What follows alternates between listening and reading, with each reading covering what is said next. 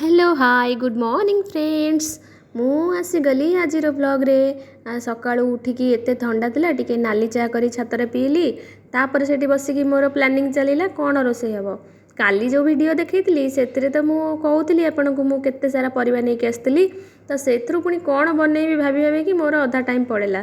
देखो ये सब परिवा थिला कोबी भेंडी काकुड़ी कखारू बीन्स पियाज संडा धनिया पत्र पालंग शाग कोशिला शाग गाजर लंका ये सब देखिकी भाविली टिके मिशामिशी शाग भाजीदेवी शाग भजाटा भी बहुत भल लगे।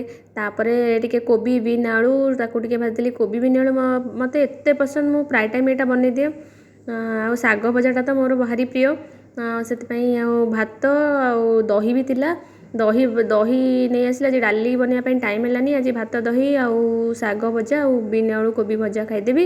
एबे मु चलिली ऑफिस आपण मैंने आज कौन कौन बनइले आउ केमिति दिन रे आपणकर काम सारिले मते निश्चय कमेंट रे जणेबे। एबे मु चलिली ऑफिस बाय।